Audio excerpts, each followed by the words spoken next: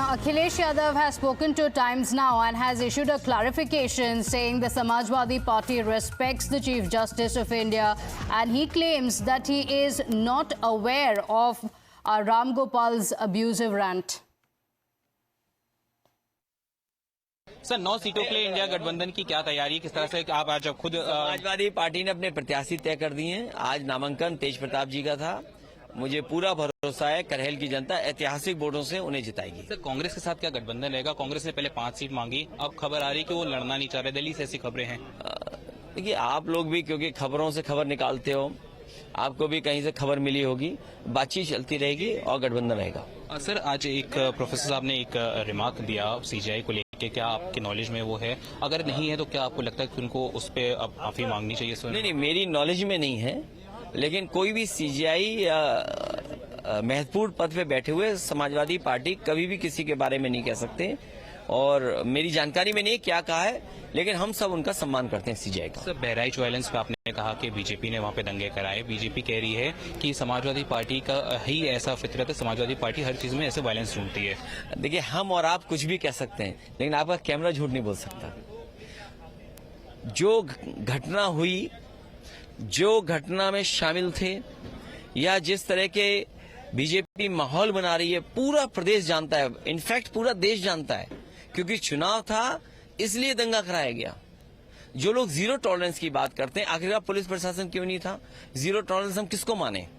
Zero tolerance में प्रशासन क्या कर रहा था? और फिर अगर उनकी गलती नहीं थी तो आपने चौकी इंचार्ज को क्यों हटाया? सीओ पे कार्रवाई क्यों की आपने? आपने पीड़ित परिवार की मदद का आश्वासन क्यों दिया? इसका मतलब गलती आपकी थी ना।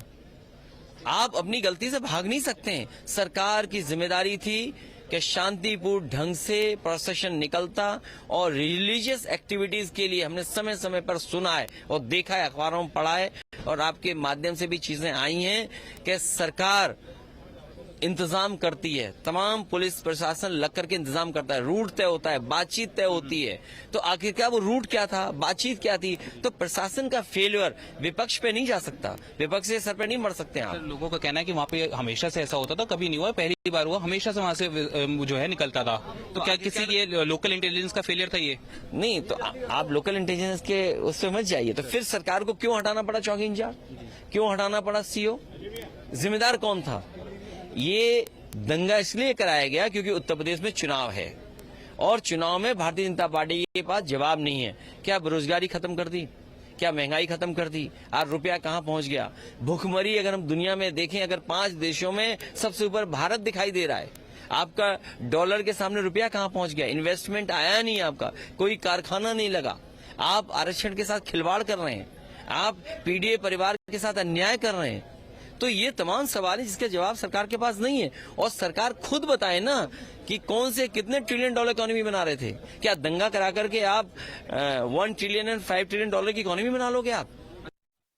So clearly on the back foot there, Akhilesh Yadav also